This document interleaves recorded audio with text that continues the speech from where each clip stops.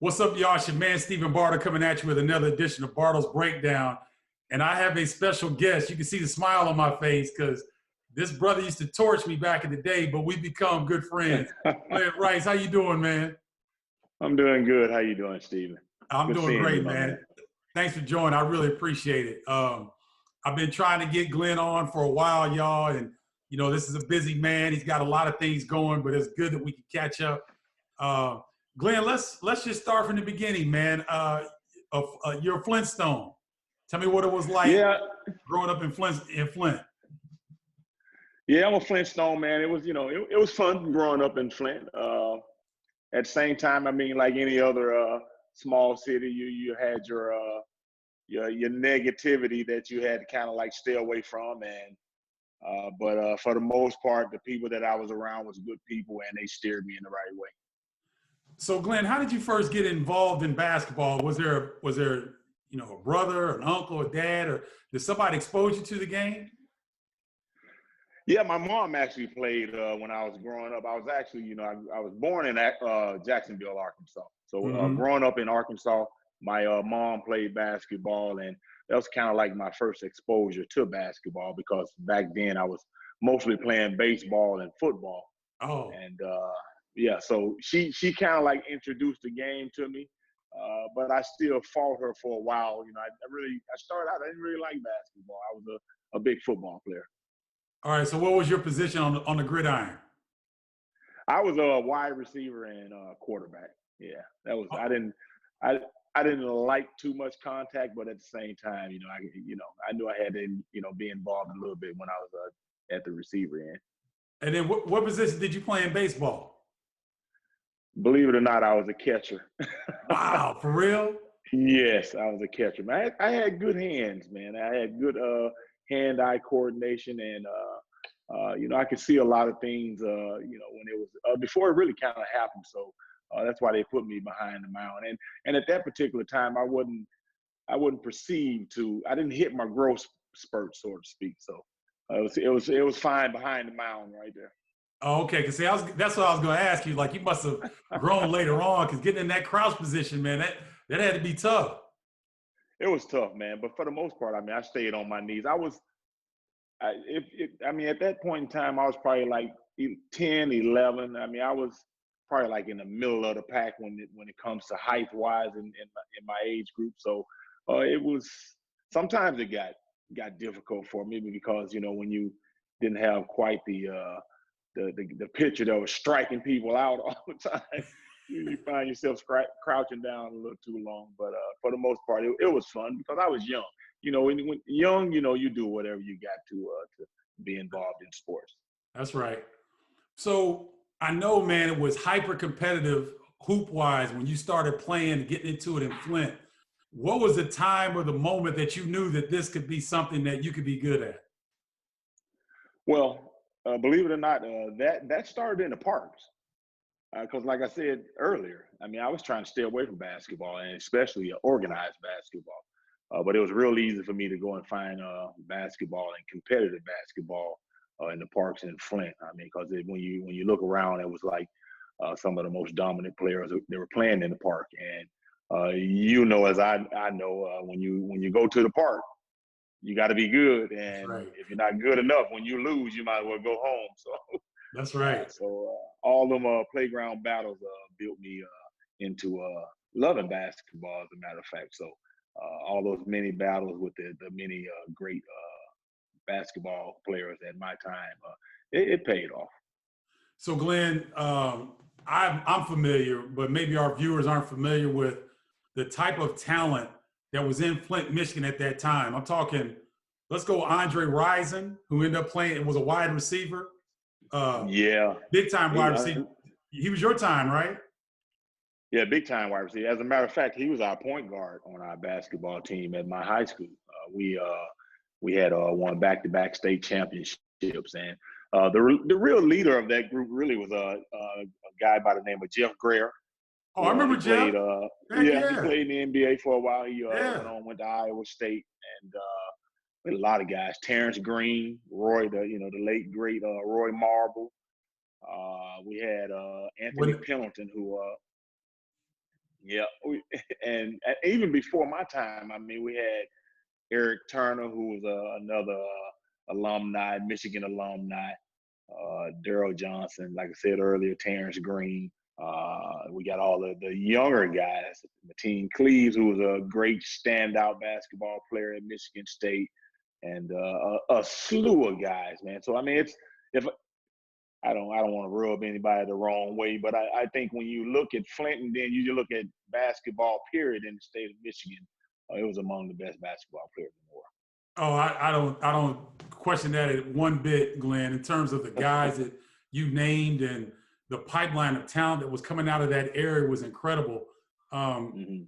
Who was the guy in Flint, Michigan, that would come up to the playground and could wear everybody else out, but couldn't quite get all the stuff together to play organized basketball? You know what I mean? Like, who was the cat Yeah. in the park that was wearing everybody out, could have played in the NBA, but just didn't have all the tools to get there?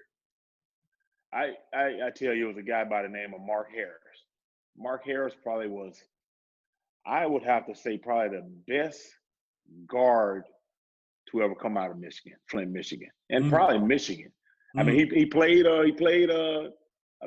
Terrence Green may have played 1 year with him. I know Eric Turner played a couple of years with him, but I think because of his schoolwork, he didn't live up on that end of the deal. And but this man was amazing. I mean, I was young then, and all the young kids were in awe on how he had a string on the basketball, had incredible hops, could shoot, could lose you at the heart of a heartbeat. I mean, he was that elusive with the basketball, and yet he always stayed in control. And yeah, everybody was, when you go to the park, everybody was trying to be on his team because he was one of the guys that stayed on the court all day and all night.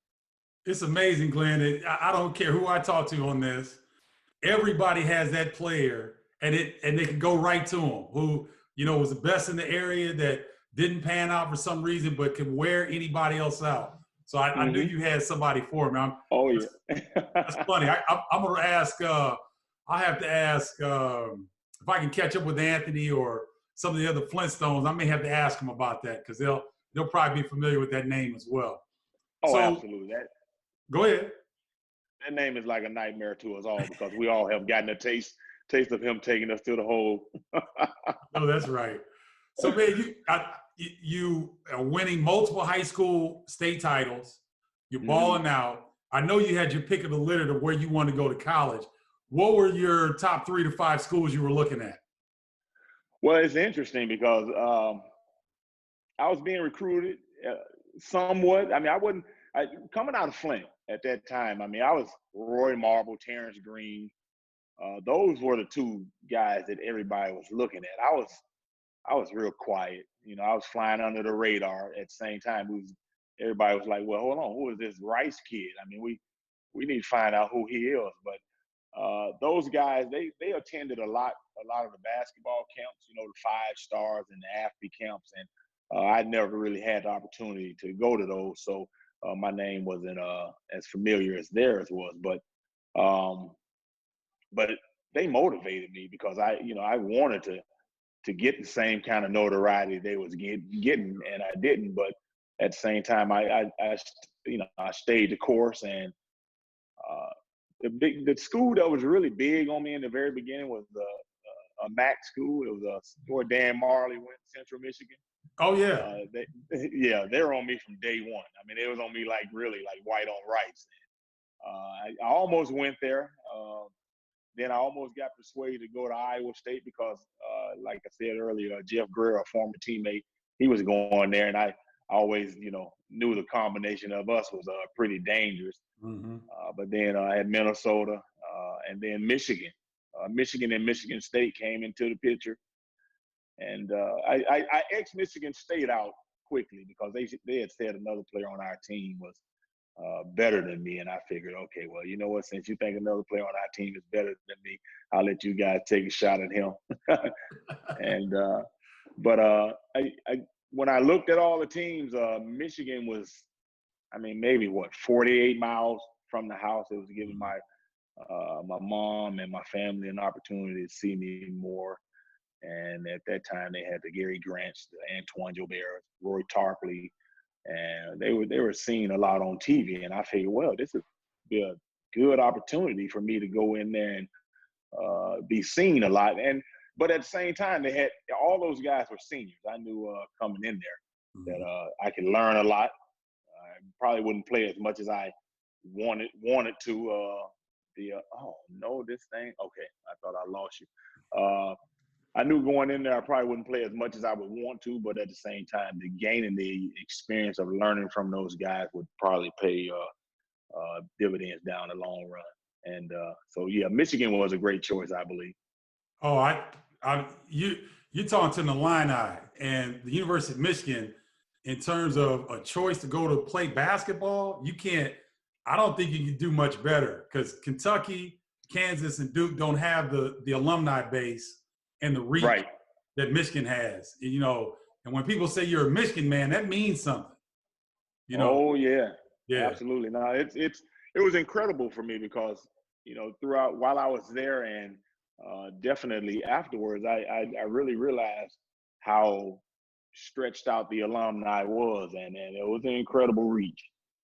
Oh, there's no doubt about it. So, Glenn, you're coming into college, and I couldn't wait to ask you this. How did you develop your jump shot? Because you used to get so high. You're already 6'8". You get off the ground really high, and you have this really high release. Where did you develop your shot?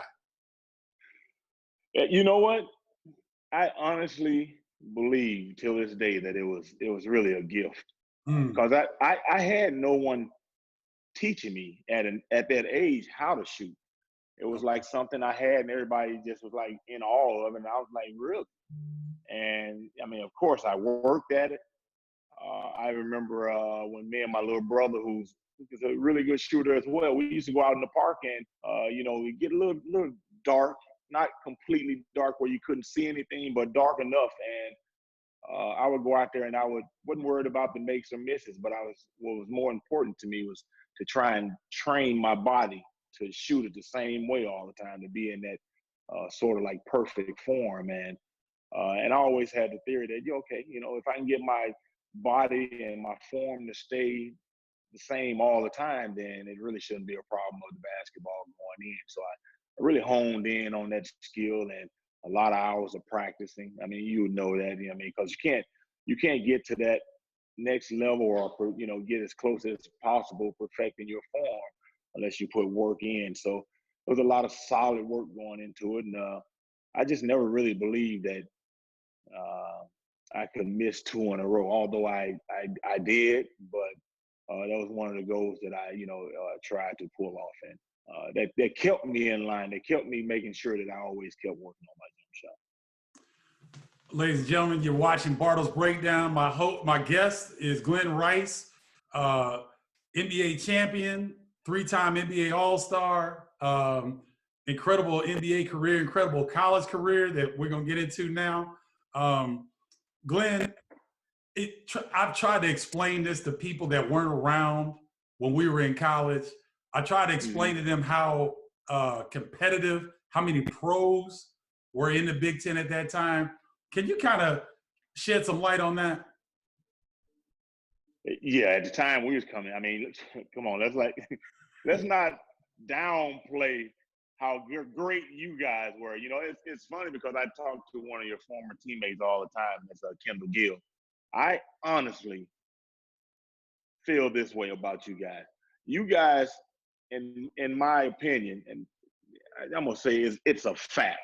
You guys had probably one of the most talented, most athletic teams that the Big Ten or the NCAA had ever seen. I mean, you guys were scary, man, really. And I don't think they give you guys enough credit, man. But I want to just point that out real quick that it was a scary team. And I remember when we were playing you guys in the NCAA tournament, we were thinking like, okay, this team is a beast. This team has wore us out twice. I mean, I'm talking about just came in and just flat out embarrassed us. And we figured that, okay, you know what, the winner of this game is going to be the national champion. Yep. So we had to lay it all on the line, and we had to rely on you guys perhaps making a couple of mistakes because I mean, you guys are like 8, 9 deep, and I'm talking about guys who could have easily been a superstar in the NBA. And so that was just a small portion of what the Big Ten was offering then. I mean, when you go over at Ohio State, I mean, they had Jimmy Jackson there, who turned out to be a phenomenal NBA player. And like I said earlier, Roy had a little stint into the NBA, and Yep. you got guys on our teams, Terry Mills, Lloyd Vaughn, Deshaun Higgins, Ramil Robinson, and it can go on and on and on. But the Big Ten was a beast. The Big Ten was a smaller version of what the era between the Knicks and the Bad Boys were. When you go in there, and it was like probably one of the most physical leagues in college basketball. And so that actually prepared us a great deal for going into the NBA, because, you know, as I know, the NBA now is not a comparison as far as the physicality, No doubt, of the 90s and the early 2000s. no doubt. So Glenn, I got to ask you, man, because I think I know what you guys did. And ladies and gentlemen, let's be honest.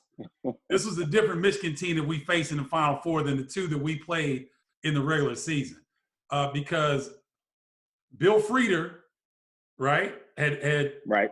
Bo Schembechler kind of let him go and brought in Steve Fisher. And one of the things that I noticed that Steve Fisher did was he told Ramil, stop shooting the damn ball and let Glenn touch it first. Am I right? Yeah, you are right about that. Okay, which was smart. Even though it was smart, even though Ramil, you know, he could handle his business, but at the same time, they understood at that point where I was, Right. because I was a senior, and I was giving it my all. And, you know, as a leader, one of the things you wanted to do is you wanted to step out front, and you wanted to accept, you know, all responsibilities, whether it be good or bad, and you wanted to lead in the most perfect way you could. And I told the guys, listen, I'm gonna give it my all. I expect you guys to go ahead. I expect you guys to do the same. And but I wasn't just saying that. I wanted to go out there and do it. And we started off, and man, we you know, I told Steve Fisher, listen, I understand it's a difficult situation you're being put in, but it's not like that you're not familiar with the team that you have in front of you. That's true.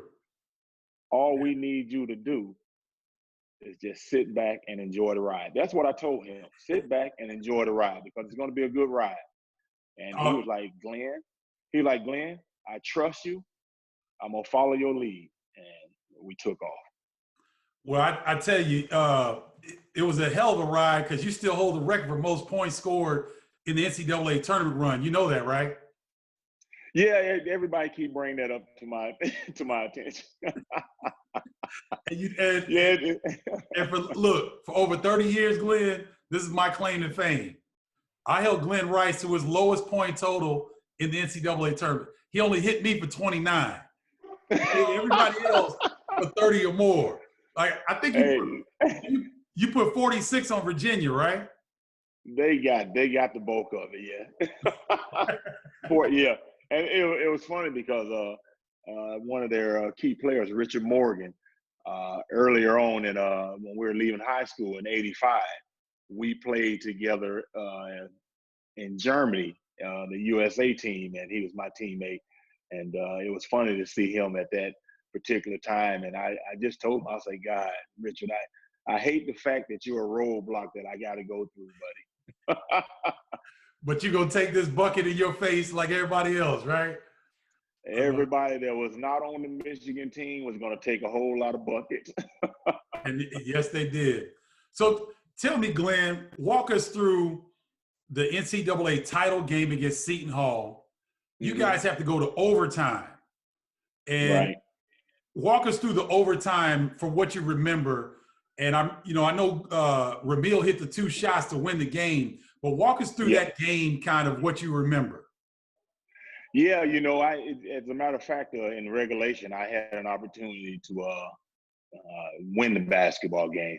And I unfortunately, at the wrong time, I finally missed the shot. And so we had to go into overtime, but we were relaxed. Seton Hall, no doubt about it. I mean, they were a very good team because in order to get to the final game, you got to be a good team.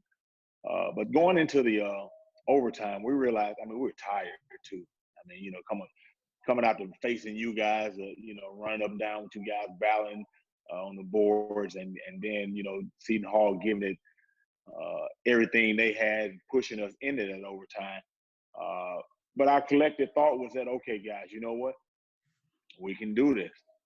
It's just another couple of more minutes on the clock. Just stay together. Now everyone has to dig deeper than they could imagine. You got to go to that pit that you probably didn't think you had. That's right. And so we went out there and we battled. I mean, Johnny Morton, good God. Yeah, he was tough. Holy cow, this guy was incredible. Yeah, he was tough. And he was very tough, man. And, he came to the Miami Heat, and we had a lot of conversations about that because I didn't like that because he put a lot of buckets on me. And we was fighting fire with fire. There you go. But yeah, the game was going back and forth. There was a lot of league changes and some great defense played out there, great offense played out there. A lot of leadership, good leadership was displayed out there on both teams. But at the end of the day, one of our horsemen, Ramil Robinson, got, fortunately for us, got fouled. And if I can rewind back a little bit, I remember earlier on in the regular season, we were playing Wisconsin, and Ramil had an opportunity to win a basketball game for us. He went to the free throw line, missed the free throw. And it was okay. I mean, we understood that it's, that from that he's going to learn. So I quickly went up to him and said, hey, look, let me tell you something. Knowing that I had no idea that the stage was going to be a whole lot bigger. But as a leader, your job is to try and get him to forget about that and move on and, be prepared when it do come back around. I told him, I said, look, you're going to be put in a position again to win a game for us. So you got to forget about this, work on your free throws, and know that when that opportunity come back around, that you're going to hit the free throw. When they fouled him, I'll put my hand on the Bible and swear to you, when they fouled him and he was going to the free throw line, right then and there, I knew we were going to be the national championship because I knew he was not going to miss those free throws. That's pretty good, man. That's a great memory right there. And then, yes, sir. And so you guys come back from Seattle, you're national champions. What was life like back on campus in Ann Arbor? Woo, man, that was that was probably one of the wildest and the funnest experience of achievement I bet, especially on a young man at that particular time and enjoying college life. That was the best experience there. I mean, one of the things when you're involved in a sport, the ultimate goal is to win a championship, and to experience it on that level, the highest level in collegiate basketball, it was like no other. And to be able to go back to where your fans were celebrating you, welcoming you back home, and cheering to the loudest of their ability, it was incredible. And for me, it was like, myself and Mark Hughes, we were the only lone seniors at that time. I mean, it was like icing on the cake. I bet. It was a perfect way to end a college career. Yeah. Do you still stay in touch with your teammates from that team, Glenn? Oh, absolutely. We have and I'm sure you guys have it as well, but we have a brotherhood that is different from something that I have ever seen. I mean, each individual, man, I mean, it's almost like we know one another. It's almost like if something is uneasy in one's life, we reach out and we talk about it. And yeah, it wasn't just a college experience that, we're going to experience until we leave this earth. This is a true brotherhood, and each and every one of the individuals that was involved at that time, and I do mean from the top to the top. I can't stand saying from the top to the bottom because I always feel like everyone had a role to play, whether they played 1 second or, the whole game. So everyone is always in contact with one another. And it's an experience of a lifetime, and I can only thank God that I had an opportunity to experience. And so you finish up at Michigan, you got a national championship, you go into the draft. You're the number 4 pick by the Miami Heat. Is that correct? That is correct, yes. Okay, so you go to Miami, and they had struggled the season before to score the basketball. They bring you in, and you start your professional career. Was there a veteran or anybody that kind of cuffed you, kind of took you under their wing and said, "Come on, young fella, I got you"? It was veterans there, but I think at the same time, because it was the second year the team was in the league when I got there, guys were only kind of like a year or two ahead of me. Okay. We had veterans on the team, John Sunvolt, Roy Sparrow, those guys. As far as the experience that I was going to deal with, with being in the NBA, the road travel and all that, they gave me the heads up about that. I think because those guys, the level of basketball that they were playing at, they just told me, man, you got to go out there and you got to lead us. And I'm looking at them like, say what? I'm like, I gotta lead you guys. And I'm like, I was like, okay, well, I mean, it's a role that I've been in before, but at the same time, I'm talking about this is the NBA, man. Right. This is like everybody in the NBA was the man or next to the man in college. This was not no playing around. So I'm thinking like, well, I'm trying to still learn, how to play in the NBA, because now every night and every game you're going up against guys who could be as strong, as faster, and probably have more talent. So it was I was learning on the go, so to speak. And what was the area that you had to make the biggest adjustment? Was it something basketball related? Maybe was it diet? Was it get your rest? Was it learn how to travel? What was the biggest adjustment for you?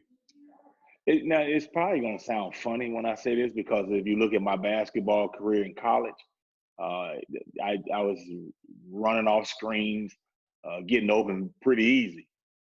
It wasn't that easy going into the pro. Because it was, I was going up against guys, with the likes of Michael Jordan, Scottie Pippen, some of the guys who we considered some of the best defensive players in the game. Mm-hmm. And so it was hard for me to get open at times. I mean, running off screens, because I'm looking like, wait a minute, how is he already here? I thought I set him up, but I wasn't doing a good job. Right. So that was hard, man. I mean, I think the first half of the NBA season, I believe I may have only hit one 3-pointer. One 3-pointer, yeah. So I mean, it was difficult in that sense, trying to get open and get my comfort zone. So a lot of time I spent, a lot of time in the post, because in most cases I was bigger and a little taller than most guys, and working on the mid range. But at the same time, still putting in a lot of work, and especially a lot of work in the film room, trying to figure out, okay, how are these guys reading me? How do I need to set them up much better so I can get easier shots? And through John Sunvolt, he was a shooter, and he did a lot of talking to me on how to set guys up off screen, because it was a different game now. Guys were faster and stronger, like I said earlier, and you can't just run off a screen full speed. It's got to be kind of calculated. And so once I learned that, it was back to the old Glen Rice as far as shooting the 3-pointers and getting open for easier shots. So you spent your first, I believe, 5 seasons in Miami, correct? Yeah, I was there from 89 to the 95, 96 season. And then you go to Charlotte, and from what I read, Glenn, this is where your career really started to blossom. I mean, you averaged almost 27 points a game one year at Charlotte. You were third in the league in scoring and most in minutes played.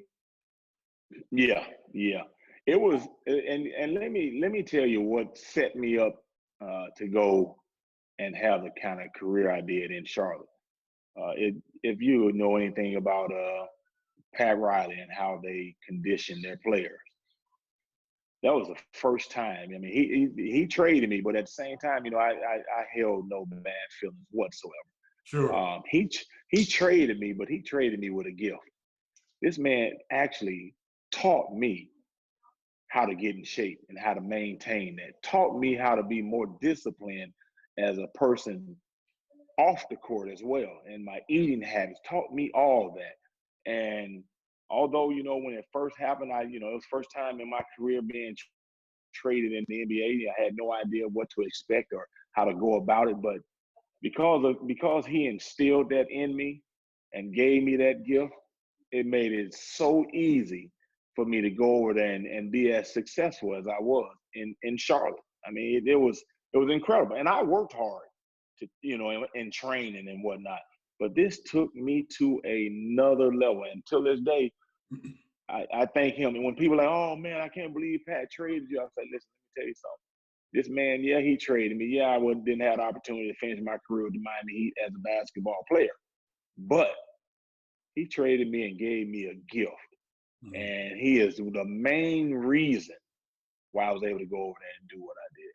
And I'm so thankful to that day. Yeah. That's high praise, man. Thanks for sharing with that, Glenn. That's great stuff there, man. So you're finding your offensive flow. I mean, you're making all-star teams. You won a three-point shooting contest. You're MVP of an all-star game. I believe you were second team twice All-NBA and third team once. Does that sound right? Yeah. I guess. I don't really kind of keep up with that. If you say that's it, that's it. Okay. All right. And then Glenn, what I was going to say was, so you would really part of your success with those being the league leader in minutes played was your experience with Pat Riley? Because I don't think people understand that you led the league twice in minutes played. Yeah. Is that right? Yeah. Absolutely, man. I mean, go ahead. Yeah, that was honestly, that was all Pat Riley. Because when I was here, I got the opportunity before I was traded. I got the experience, working hard in training camp, and being able to push my body to another level that I had no idea was there. As far as being in condition, both physically and mentally, I had no idea it was there. I had no idea that I could even go that deep. And yeah, I'm telling you, I know for a fact that's the reason why I was successful so easily in Charlotte. And of course, I mean, when you have a coach like Dave Cowens, that helps because he played in the league and that's right. He understood the game in a great deal of many ways. And having guys on your team like Anthony Mason, Vlade Divac, and also the year I played with Grandmama, Larry Johnson. So I mean, I had other great players with me. It's just that I was not accepting anything less than 110%. Okay, so with your illustrious career, what do you think was the best time of your career? Where were you the most successful?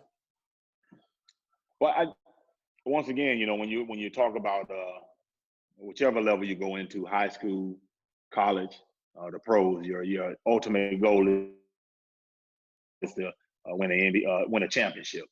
When I had the opportunity to be with the Lakers, playing with two phenomenal players and a phenomenal coach in Phil Jackson, Kobe Bryant, God rest his soul, and Shaquille O'Neal. It couldn't get any easier. All I had to do is just be ready to knock down shots every time the ball came out, whether it be from Kobe or Shaq, and just enjoy the ride. So it was one of the times that really for the first time in my career as an NBA player that I didn't have to be dependent on the one to be the scoring leader as far as points. I got an opportunity to just be able to fit in and be one of the other guys who played a very important role, but didn't have to be relied on so heavily as doing a lot of scoring.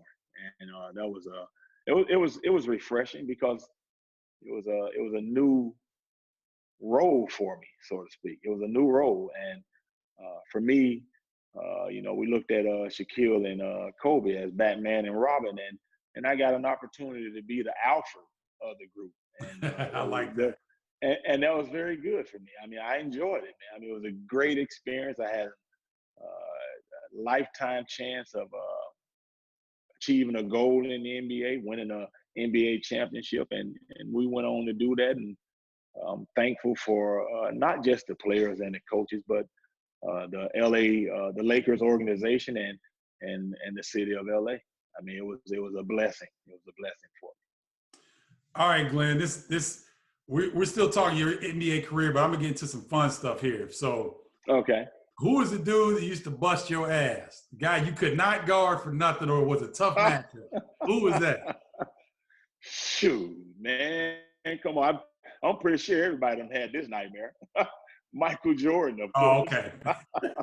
Yeah, man, I'm telling you, man. It's like, it's a shame that the kids today really didn't get an opportunity to see him play, man, because this man was amazing, and I got the utmost respect. And the many battles that I had with him and Scottie Pippen and the Bulls team, it helped me. I mean, because when you're going up against Michael Jordan and Scottie Pippen, who arguably I think are two of the best defensive players to ever play the game, you learn a lot.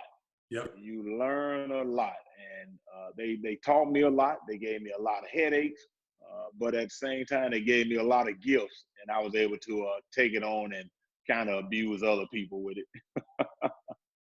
Who was your best friend in the NBA? Best friend? I don't know if I really had a best friend. I think that one of the things that for me, I got along with everybody on the team. I consider everybody on that same level. I never wanted to single out one person to be that like best friend, because I've always felt that you never know. Sometimes people can get a little envious of one another, and I try to keep it on an even keel level, because I never wanted anyone to have any problems with one another. I always wanted us to be looked at as equals, and so I always say that everybody was sort of like my best friend. Glenn, you got a very unique leadership thread throughout our conversation here. You said something back in when you were in high school. You talked about you and Jeff Grayer and Andre Rison and being a leader. Then you talked about Ramil Robinson and him missing the free throws at Wisconsin, you getting in his ear, trying to give him some confidence, and end up winning the championship. So you won a state title, a couple state titles in Michigan. You won an NCAA title. You won an NBA title. So what's left for Glen Rice to do now that you are no longer playing? What's left for you? What are you striving for now? Well, one of the goals I always try and do, and hopefully at the end of the year, I get that approval from my family. I'm always trying to be Father of the Year every year. I love it. I think that's the ultimate goal, because that has a lot of challenges. Being a parent, there's many challenges that come with it. So it's a lot of things that pop up when you think you can't handle it, but at the same time, at the end of the day, you realize you did handle it. So that's always something that my goal is to continue to keep being a great father and a great husband. And now I've been working with the Miami Heat. I've been a scout going on 4 years now. So I'm trying to be the best scout I could possibly be for the Miami Heat. Do you like that role, Glenn, in terms of going out and scouting players? And what are the challenges around scouting? I do like it because once again, it gives me an opportunity to give players that's in college, or guys that who, if you have an opportunity, you're talented enough, come out of high school or coming from the international circuit, gives me an opportunity to help them realize that their dream is probably just around the corner. And so that for me that's the greatest feeling ever, man, because now I get an opportunity to see the kind of smile on their face that I had when I came out of college and they announced my name during the draft. So that's very important to me. And then it keeps me close to the game. I mean, I love the game. Yeah, the traveling doesn't bother me because that's just a part of it. But I really love the game, and I really feel that as long as I'm here, I can help in one way or the other. I can help, and that's what I try and do. So you are a scout, and you're looking at players. You're working with the Miami Heat organization. Um, can you kind of give us a glimpse to why the Miami Heat organization, one, is so successful, but two, really reaches back and forms great relationships with their former players? What is it about the Heat organization that's so attractive, Glenn? You want me to let the cat out the bag? As much as you can without giving too much away. No, you know what I think. What makes the Miami Heat organization so great? They value family, and I think if you come across anybody in the Miami Heat organization, if it's only just for 15, 20 seconds, they embrace you, and that embrace is for real. That embrace is for real when I tell you this. I mean, I think that's because they have that family type presence about them. That's why they've been so successful. They believe in who they have here. they fight for who they have here. They fight to be the best. But then at the same time, they understand what they have to do to be the best, and they go out there and they do it.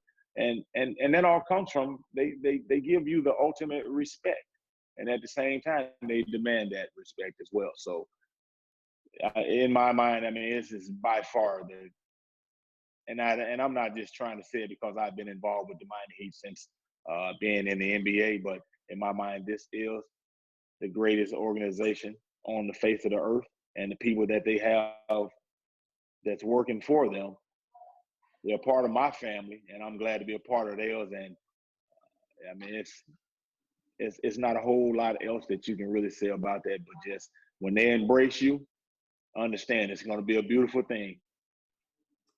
Hey, that's obvious because I see Keith Atkins. Yeah. I see him. I see you, Guy, Udonis Haslam.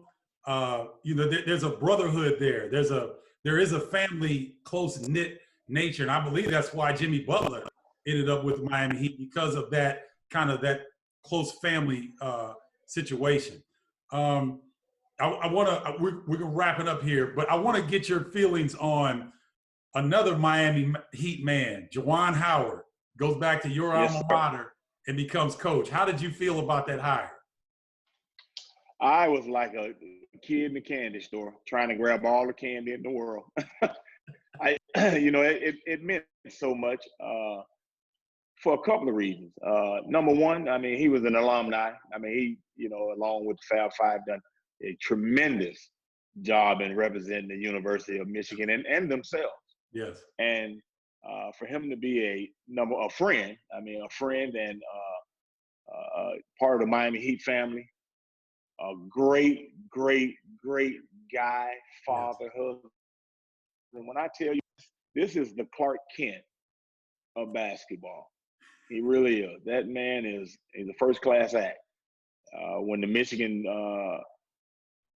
University of Michigan decided they were going to go that route, it was not a surprise to me because they strive for excellence, and he was the guy to be put in that position to take us hopefully to the promised land once again. And then, you know what, Glenn, we mentioned it earlier, but I kind of want to get your sense of if you were to talk to the Michigan fans and you had a message for them and you being a Michigan man and all that, what does that mean? And what is the fan support from the Michigan Wolverine fan base? What did that mean to you when you were playing? Yeah, I don't really think that they understand how we feel about them and how we feel about representing the University of Michigan. I don't think that anything that we achieved while we were there and achieved when we're gone, how much of a role they have played, because it's a very big role. they push us because of the support that they give us night in and night out. We want to go out. We want to be at our best at all times. So to the Michigan fans, not just speaking just for myself, but for all who have come through there, thank you. We know we couldn't have done it without you. Now with Juwan Howard, please stay on his ship because it's going to be a good ride. I don't think it could have been any better said, Glenn. Great job, man. Where can people find you on social media if they want to follow you? On Instagram at Glen Rice 41, and on Twitter it's the same thing, Glen Rice 41. I keep it basic, man. It's not hard to find me. Okay. But one of the things I like doing, hit me up. I love talking with the fans. I try and still be a fan of my fans and try and communicate with them as best I can and often as I can, because like I said earlier, they are a part of me. Well, that couldn't be any better said. So Michigan fans, you better, you see the social media platform and whatnot that you can get in touch with Glenn. He'd love to hear from you. Glenn, thanks so much, brother. I really appreciate it.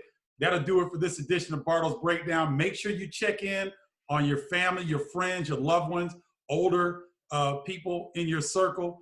We're going to get through this COVID-19 situation together. Stay strong, stay healthy. We love y'all. Until next time, peace.